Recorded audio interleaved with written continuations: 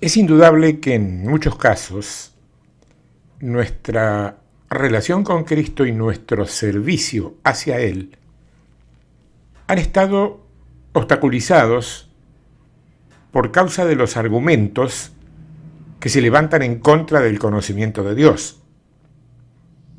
Sin ese conocimiento, que en realidad es lisa y llana intimidad con Él, prácticamente es imposible conocer su soberana voluntad.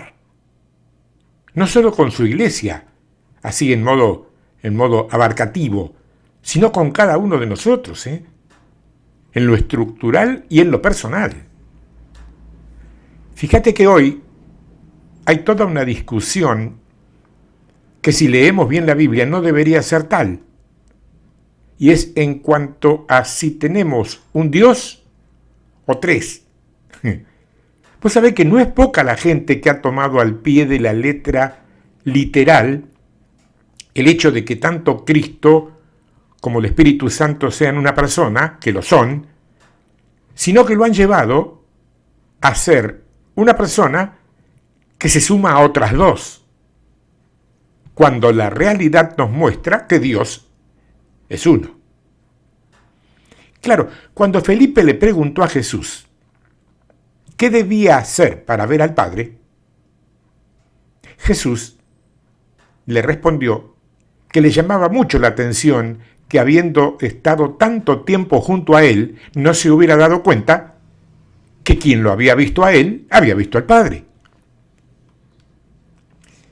Yo generalmente no dedico demasiada atención a estos temas porque el Espíritu Santo pone en mí el sentir con certeza que todo se trata mayoritariamente de distraernos con discusiones por cuestiones que no son de fondo en este tiempo y condiciones, llevándonos, como te digo, un poco por ignorancia y otro poco por egocentrismo, a un divisionismo que lo único que provoca son confusiones y, como producto de un reino dividido, la imposibilidad de prevalecer en terrenos donde siempre hemos prevalecido.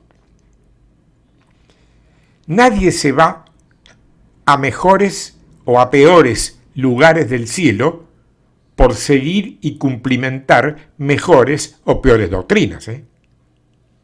La ruta celestial tiene otras connotaciones y los hijos genuinos de Dios las conocen y no permiten de ninguna manera que nadie los engañe.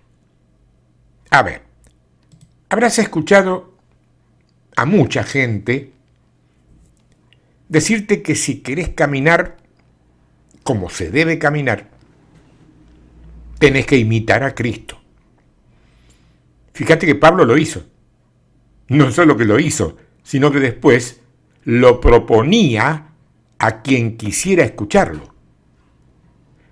Pero tiene una clave que debe ser respetada si es que se quiere lograr el objetivo. Si querés imitar a Cristo, primeramente vas a tener que conocerlo.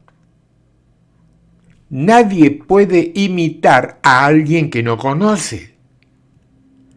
Fíjate que haciendo una mala comparación, porque cuando se habla de imitar en términos bíblicos, no tiene nada que ver con lo que se hace de pronto en los espectáculos. Pero si hacemos esa mala comparación, los artistas o comediantes de variedades que tienen la dedicación especial a la imitación, conozco, aquí en Argentina hay 2 o 3 de buena calidad, logran vivir de eso, pero no les resulta liviano y tampoco sencillo pasarse todo el tiempo mirando a alguien y estudiando todos sus gestos y todas sus inflexiones para lograr imitarlo de la mejor manera.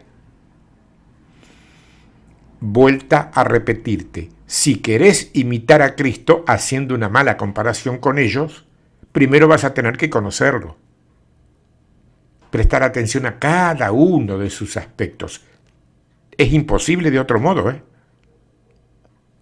De todos modos, ha prendido tanto en el pueblo cristiano la prédica de religiones agustinistas que siguen viendo a un Cristo tan lejano e imposible de ver, que creyeron eso y se conforman con seguirlo a la distancia. Claro, como consecuencia de eso, de ninguna manera logran oír su voz y mucho menos cumplir con lo que Él demanda que se cumpla. Decir en voz alta, escucha esto, decir en voz alta que imitamos a Cristo es ganarse la burla o la ironía, en el mejor de los casos, de muchos, de muchos supuestos hermanos que eligen suponer que cuando decís eso, lo haces porque sos soberbio, porque sos arrogante y porque tenés una mente pecaminosa. Así te ven, ¿eh? Ni se les ocurre ir a sus Biblias y comprobar con sus Biblias que Cristo mismo dijo que así deberíamos comportarnos. Ellos prefieren creer lo que sus cuidadosos, prudentes o temerosos líderes les han enseñado y jamás pasarán de cultivar ciertas rutinas religiosas huecas que nunca los van a llevar a una victoria sobre el cautiverio satánico proliferante. Un cautiverio, te digo de paso, que no pocos cristianos aceptan mansamente porque también les han enseñado que si no molestas al diablo, él no te va a molestar a vos. Esa es una enseñanza bastante abundante dentro del pueblo cristiano, ¿eh?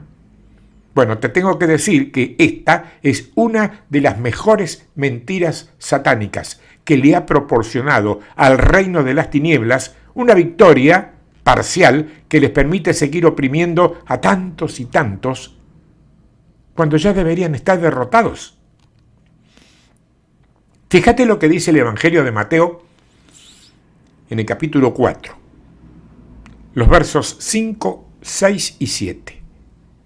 Dice: entonces el diablo le llevó a la santa ciudad y le puso sobre el pináculo del templo y le dijo: si eres hijo de Dios, échate abajo, porque escrito está: a sus ángeles mandará cerca de ti y en sus manos te sostendrán, para que no tropiece con tu pie en piedra.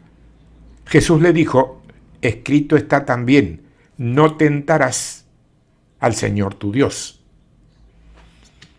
Primero te voy a mostrar las perlas que tiene este pasaje y después lo vamos a estudiar un poquito más a fondo. Dice que el diablo llevó a Jesús a la santa ciudad, lo cual es realmente así, pero no porque lo obligara o porque Jesús no pudiera resistirse.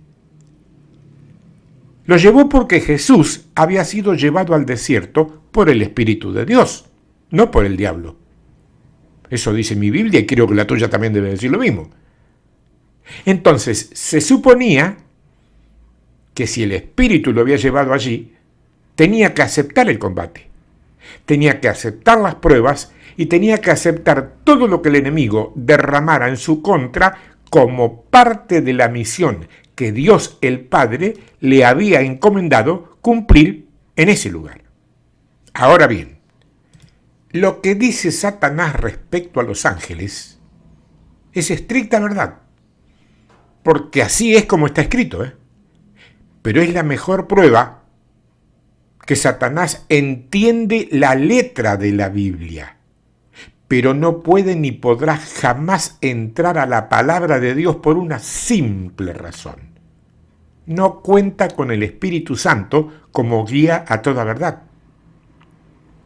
De otro modo, él hubiera entendido que lo dicho en cuanto a los ángeles cuidando de nuestras vidas es para cuando se nos ataca en pleno cumplimiento de nuestra misión, pero no para hacerlo por nuestra cuenta como lucimiento personal. Esto, si Jesús lo hubiera obedecido, hubiera sido directamente suicidio. Ahora, la primera pregunta que surge leyendo este pasaje es la de saber para qué el diablo quiere que Jesús se lance desde ese pináculo. Mira, en primer lugar, presta atención porque el diablo comienza su discurso diciendo: si eres hijo de Dios. Y esto está tocando nada menos que su identidad. Porque a nadie le caben dudas que si Jesús hubiera querido convertir aquellas piedras en pan o arrojarse desde este pináculo, lo hubiera hecho sin dificultad. Poder para convertir lo que sea, ya hemos visto que tenía, y ángel a su servicio, él mismo lo mencionó, también los tenía. Habló de legiones de ángeles a su favor, lo que en calidad y cantidad terrenal equivale a miles o a lo mejor millones. Ahora bien, en primera instancia, esto nos deja en evidencia dos cosas bastante sencillas. La primera, y lo reitero, es que el diablo conoce la Biblia, sabe lo que hay escrito ahí. Lo segundo, que también ya lo dije, es que no tiene revelación, porque no mora en él el Espíritu de Dios, pero a la letra sí la conoce. Y en el Salmo 91 está escrito eso de los ángeles con relación a Jesús. Y lo segundo es algo que si de verdad querés imitar a Cristo, te va a venir muy bien saberlo, memorizarlo y ponerlo por obra. Escúchame bien, los hijos genuinos de Dios no necesitan andar por allí haciendo espectáculos o shows para demostrarle a alguien que son hijos. ¿Me entendés? Ellos lo saben, o lo sabemos, vos y yo, si nos consideramos hijos. El Padre también lo sabe. Punto. No necesitamos ni se necesita nada más que eso. Si vos te considerás un hijo de Dios y sabés que el Padre lo sabe, ya está. ¿Para qué querés más? Sí, de acuerdo, ya sé que a lo mejor probablemente hayas visto a unos cuantos haciendo este triste papel que te digo, pero no se trata, mi querida amiga, mi querido amigo, no se trata de criticar a nadie. Se trata de advertirte a vos, que sos el que el Espíritu Santo puso hoy ahí para que me estés escuchando. ¿Por qué te digo todo esto de la identidad? Porque es lo que más le falta al creyente, saber quién es. ¿Para qué está aquí? Saber quién es y para qué está aquí. Saber que sus padres terrenales solamente fueron los instrumentos utilizados para traerlo al mundo. Nadie ha enseñado, déjame decirte, con suficiente claridad cómo se desarrolla realmente la gestación de un ser humano. Se ha enseñado muy poco eso, en la globalidad y tampoco la iglesia. Que papá y mamá, terrenales, juntan sus óvulos y espermas y con ellos le dan la formación, ¿cómo lo llamo? A lo mejor parece despectivo, pero lo voy a llamar un muñequito de carne, que es metáfora de tierra. Pero a la vida la da Dios, cuando sopla en cada bebé su aliento divino, que se convierte en ese mismo instante en lo que llamamos espíritu humano, tal como lo estábamos enseñando en la serie de de recuperando el conocimiento perdido. Y algo más.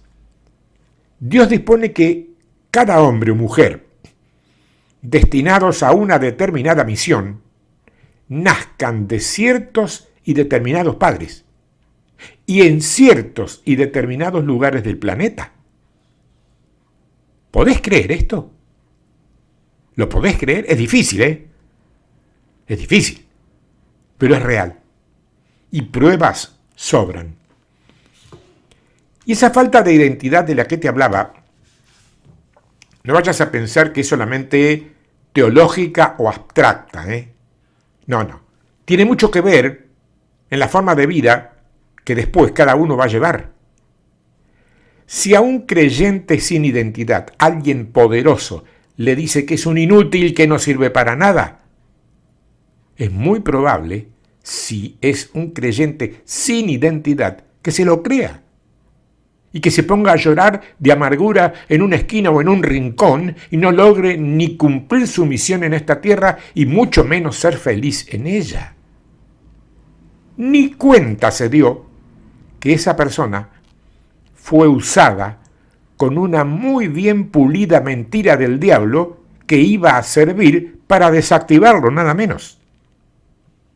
Ahora, si por el contrario, y por las razones que sea, esa misma persona le dice que es un enorme siervo de Dios y que no hay otro en todo el planeta de su nivel y jerarquía, lo más probable es que se le infle el ego de tal manera que no le quepa en el cuerpo.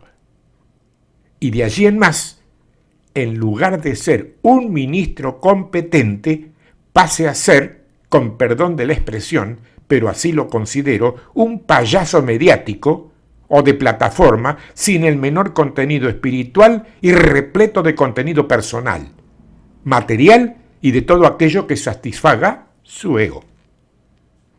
Esto, como ya el Espíritu te lo está mostrando, estoy seguro, también es trabajo satánico. Y créeme que le sigue rindiendo bastante fruto, ¿eh?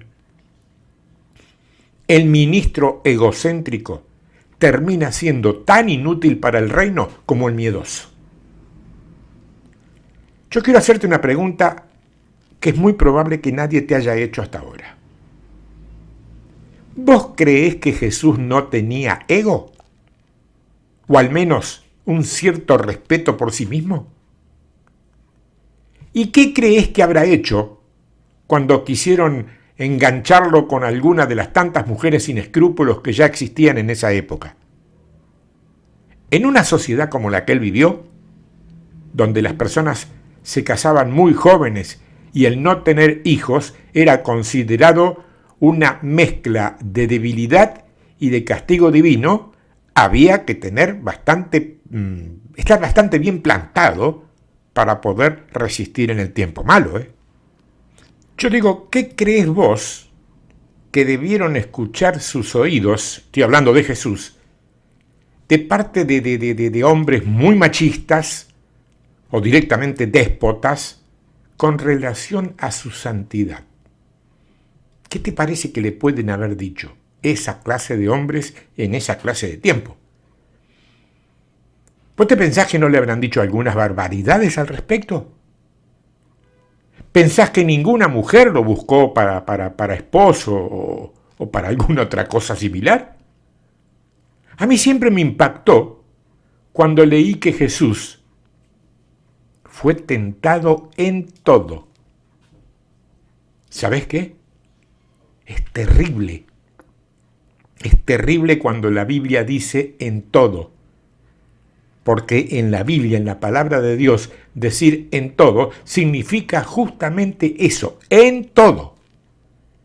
Y me gusta enseñar esto, porque todavía es mucha la gente que cuando es tentada se derrumba porque siente una voz maligna que le dice que está en pecado. Yo quiero ser claro. Ser tentado en lo que sea, no es caer en pecado. Ceder a esa tentación y consumarla, sí es pecado. Esa es la idea de la tentación, hacerte caer. Pero si resistís y no sucede absolutamente nada, no es pecado. Así seas tentado en todo. Él lo fue, está escrito. Yo he conocido y conozco gente que ha estado años clamando por un esposo o por una esposa, porque tiene terror de no casarse y quedarse en soltería para siempre. Porque los aterra vivir sin nadie a su lado, porque también los aterra el fantasma de la soledad. Sin embargo, déjame decirte que el matrimonio, o la unidad del hombre y la mujer, no fue creado por Dios para que vos no estés sola o solo.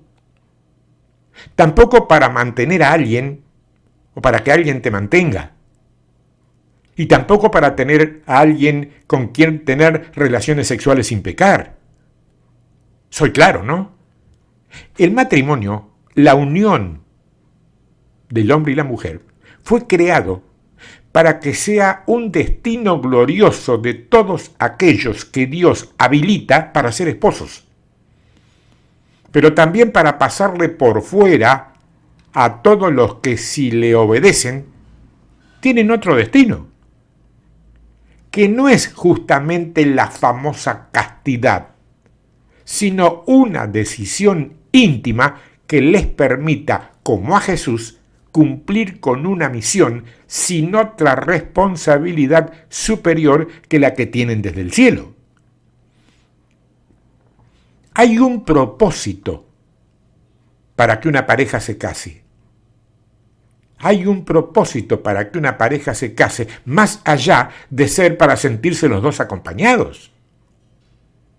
Alguien le dijo a una jovencita hace mucho tiempo, delante mío, se lo dijo, y a modo de consejo, era un hombre mayor que yo, en ese momento era líder, le dijo, mirá, ella no sé qué le había preguntado, pero yo escuché la respuesta. Si te vas a casar, casate porque estás soltera, no porque estás sola. ¡Wow! A mí me pegó, ¿eh? No tenía nada que ver, yo lo escuché nada más. Casate porque sos soltera, no porque estás sola. Cuando Jesús fue a la cruz, dice la palabra que allí clavó el acta de los decretos que nos eran contrarios. A nosotros, no a él, a nosotros. Así es que en esa cruz no solamente estaba ese muchacho colgado, sino que también estaban todos los títulos que nos esclavizaban y nos sentenciaban a todos nosotros. Todos los decretos que nos hacían culpables de todo lo que se te ocurra. Ahí estaba el acta con los decretos del pecado, de la maldición, de la brujería, de la hechicería, de las herencias maternas o paternas, de todas las iniquidades, de las idolatrías y del pecado que se levantaba desde el mismo infierno contra todos nosotros. Allí estaba eso, sobre ese solo hombre. Ese muchacho que en lo físico y en lo literal parecía lo que todavía angustan los demonios que veamos, porque a los demonios les gusta que lo veamos a Jesús así, un hombrecito atormentado, lleno de sangre su rostro, una corona de espinas y ese rostro sufrido de derrota. Pero en lo espiritual, nada menos que Dios encarnado en un hombre, único modo de redimirnos, limpiarnos, purificarnos y restaurarnos. Por esa causa, es que Dios Padre y sus ángeles se retiraron y lo dejaron solo. Lo dejaron solo y clamando y preguntando por qué lo habían abandonado. Dios no tiene comunión con el pecado. Y ahí estaba el de toda la humanidad. Sí, pero también el tuyo y el mío, sobre él. los que cometimos, los que cometemos y los que tal vez todavía podamos cometer. Todo sobre ese muchacho colgado. Gracias a Dios, Jesús se plantó delante del diablo y no le permitió seducirlo con falsos halagos, llevándolo a arrojarse desde ese pináculo para demostrar que era el Hijo de Dios.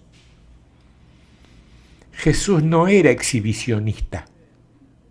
Por eso respondió que no iba a tentar a Dios. Los hombres, y lo reitero porque es necesario reiterarlo, por ese tremendo ego que a veces opera fuerte en ellos o en nosotros, se vuelven exhibicionistas de sus dones o talentos y terminan haciendo cosas a las cuales Dios no los envió.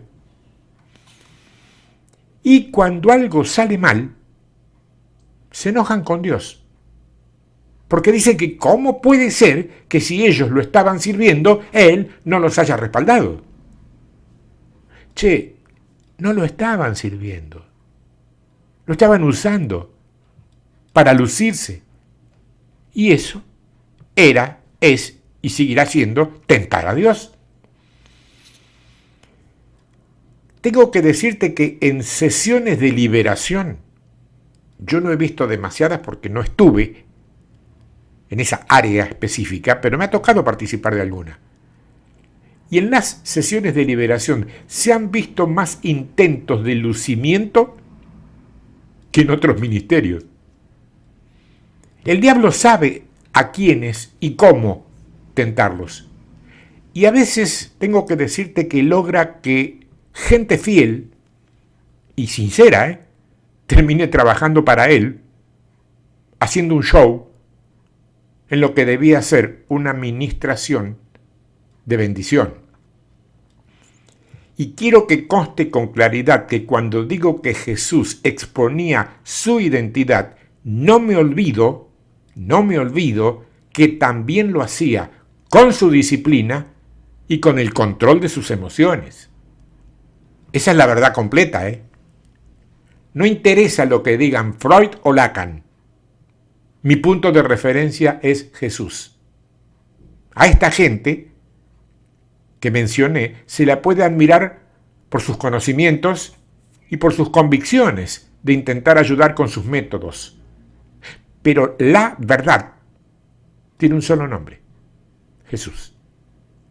Que no era ni un loco suelto, ni un afiebrado misticista. Era el Hijo de Dios encarnado, trabajando más que duro para cumplir con su misión terrenal. Hay una palabra, y es disciplina. Disciplina. Nada que ver con dar 30 alaridos de aleluyas y gloria a Dios en los altares, Con eso se pueden convencer a 4 o 5 pascualitos que andan abriendo la boca en lugar de darle paso al discernimiento del Espíritu Santo. Son así en público, pero en la casa se muestran genuinos, machistas y a veces tiranos déspotas, muchos de ellos, o Jezabeles, murmuradoras y controladoras, muchas de ellas, las mismas que después llenan de alaridos de aleluya y gloria a Dios en los altares. Eso no es iglesia, eso es una burla diabólica para el Evangelio. Además, hay algo más y bien visible que todos o casi todos hemos visto alguna vez, y de lo que pocos, te diría que ninguno, a veces ha hablado. Cuando se hace una reunión masiva, donde luego se llama al frente para liberar endemoniados, lo que se ofrece es un show, que lo único que consigue es entretener un rato a mucha gente que después, cuando retorna a sus casas, está igual o más endemoniado que antes. ¿Por qué? ¿Por qué? Porque es verdad que esas 8 o 10 personas que andan retorciéndose y reptando como una como una serpiente por la plataforma al final de la reunión, pueden quedar liberados de sus demonios. Pero mientras tanto, las 4 o 5 mil personas que los observan desde las butacas o las gradas, si no han cortado con sus decretos y actas favorables al infierno, con las puertas abiertas de pecado en sus vidas, siguen exactamente igual a como llegaron, o incluso peor. Eso no es ministración divina o victoria del reino. Eso es entretenimiento y derrota transitoria, pero derrota al fin. Es muy cierto que Jesús pasó esos 40 días en el desierto, un compendio de tentaciones de todo calibre. Es muy cierto. Pero quisiera que tengas muy presente que cuando se inicia este relato, la Biblia dice que el que lo llevó al desierto para que viviera todas estas cosas no fue el diablo, repito, fue el Espíritu de Dios. Al diablo se le permitió que lo paseara por los distintos escenarios, como fue este del pináculo del templo, pero a la prueba se la concedió Dios Padre. Y toda prueba, tengo que decirte, es un entrenamiento del cual luego vas a salir munido con todas las armas que necesitas para vencer. Lo que no quiere decir que andes buscando pasar pruebas. No controles. Cuando dijiste, Señor, te entrego mi vida, ¿fue en serio? Porque si querés controlar todo lo que vas a hacer, no le entregaste tu vida. Se lo dijiste de jarabe de pico, lo dijiste con la boca, pero no cumpliste. Si le entregaste tu vida al Señor, el Señor lo haga. Sé obediente. El diablo no le mintió a él cuando le dijo que si se arrojaba de ese pináculo, vendrían legiones de ángeles a sostenerlo. Pero esa promesa es factible y se activa cuando sos arrojado por alguien que se opone al Evangelio de la cruz. Cuando vos estás haciendo un trabajo para el reino y alguien quiere atentar contra tu vida, ahí sí están esos ángeles sacándote del problema. Y yo creo que más de uno de los que me está escuchando debe tener algún testimonio con relación a esto. Seguramente. Pero si vos lo querés hacer por decisión propia y para demostrarles a otros que sos lo que sos, lo más probable es que te hagas pomada contra el piso y te mates. Porque Dios no te mandó a hacer eso. Todos sabemos lo que sucedió después de esa prueba. Jesús comenzó su ministerio terrenal y produjo el impacto que produjo. Hoy, ¿qué te digo? Hoy son muchos los que quisieran hacer las cosas que Él hizo y aún mayores. Pero no lo consiguen porque no han terminado de dar los 2 pasos que se encuentran relatados en 2 sencillos versos del capítulo 4 del Evangelio de Lucas.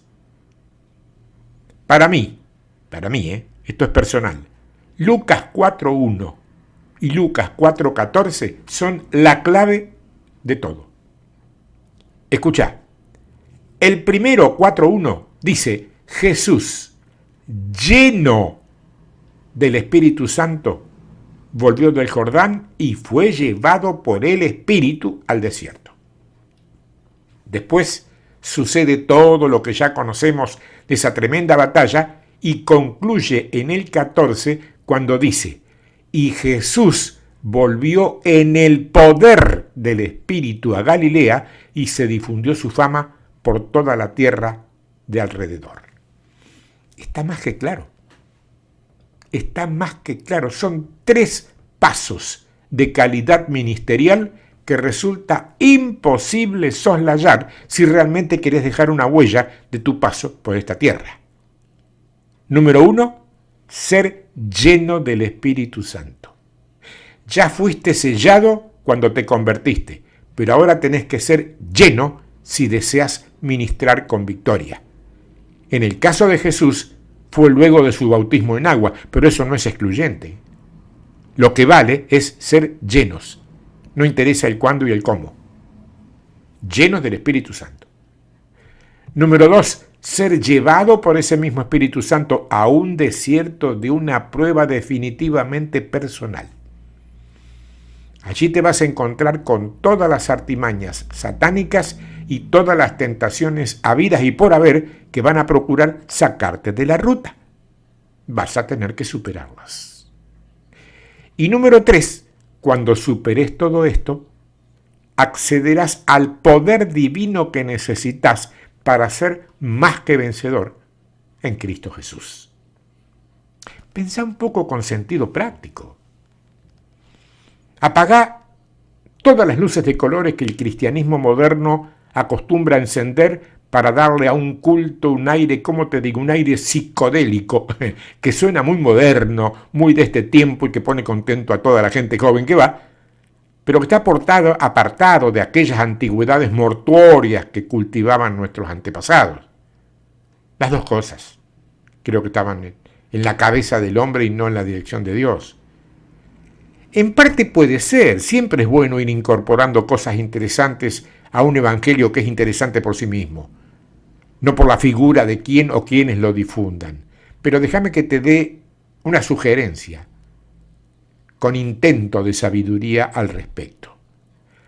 Abandona por un momento todo ese oropel de luces de colores y música estridente y anda a tu casa. Entra en tu aposento personal, en tu dormitorio o como le llames a la habitación donde pasás tus noches. Busca al Señor allí, en esa soledad, y decirle que querés oírlo y que querés sentirlo, que por favor se abra paso entre los vericuetos de la religión y te permita tener un encuentro personal con Él. Y decirle que cuando te toque estar en tu desierto personal, querrás ser tan digno como Él cuando pasó por el suyo. Porque en ese desierto personal, que todos alguna vez pasamos, el enemigo no te tira con munición mundana. Eso quedó atrás, quedó allá lejos cuando eras novato y todavía te seducían un poco las mugres que el mundo te ofrecía como buenas.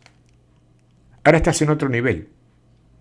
Y el ataque para sacarte también te va a llegar en otro nivel. Porque allí el enemigo te va a tirar versículos bíblicos sueltos para atarte y ciertas interpretaciones dudosas para confundirte. Pero te animo y te aliento. Si sos quien sos, nada de eso te va a confundir. Eso es estar bien plantado sobre tus pies y sobre tu identidad.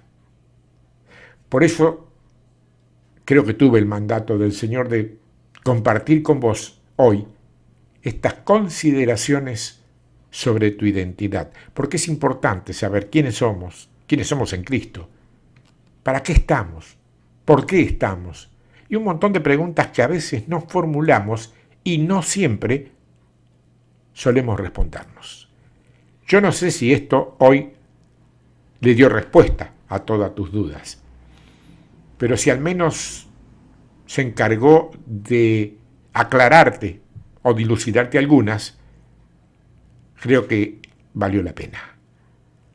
Valió la pena porque cuando hay palabra de Dios soltada sobre una vida, esa vida no puede tener otra cosa que bendición. Cuando hay discurso humano, hay entretenimiento, hay fiesta, hay todo lo que vos quieras. ¿Qué te digo? Del cuerpo para afuera. Pero el poder de Dios va a entrar a tu vida del cuerpo para adentro. Porque lo que vale no es lo que haces, lo que mostrás o lo que pareces ser. Lo que vale es lo que sos. ¿Quién sos? Y a eso hay dos personas que lo saben. Dios y vos. Y si vos, por algún motivo, no terminás de saberlo, preguntáselo. Pregúntese, Señor, ¿quién soy para vos? Te lo va a decir, Si no te gusta, lo lamento, pero te lo va a decir con tanto tiempo que te va a dar tiempo precisamente para cambiarlo. Así que si no te gusta, decirle gracias, Señor, me dolió, pero gracias. Y ya está. Cambia. Tenés tiempo. Hasta el último suspiro de tu vida hay tiempo. Después, más vale no hablemos del después. Hablemos del ahora, del hoy y de la victoria que está lograda en la cruz y falta ejecutar en lo literal. Para eso estamos vos y yo aquí, entre otros tantos. Si no, ¿para qué va a ser la iglesia el cuerpo de Cristo en la tierra? Para reunirse una vez por semana, a cantar coritos y a batir las palmas y a danzar un poco y a escuchar, en el mejor de los casos, un buen mensaje. Creo que nuestra misión es otra. Leí por ahí, de paso, en mi Biblia, y también debe estar en la tuya, que vinimos a recuperar un reino usurpado. ¿Estás de acuerdo? Vamos juntos. Ya somos 2, 4, 6, no sé, no importa los que somos. Noé era uno solo y mirá lo que hizo Noé. Ni hablemos de Jesús. ¿Se puede? Sí, claro que se puede. En Cristo todo lo puedo, porque me fortalece. No es una muletilla, es palabra. Y cuando la palabra se activa, se cumple. Dios te bendiga. Hasta la próxima semana, si Dios quiere. Y reforzá y hacete fuerte en tu identidad. No sos un hombre o una mujer de segunda clase, ni de segunda categoría. Sos una hija o un hijo de Dios sobre esta tierra con una misión para cumplir. Que el Señor te guíe, te proteja, te respalde, te cubra y te bendiga para que así sea. Hasta la semana que viene, si Dios quiere.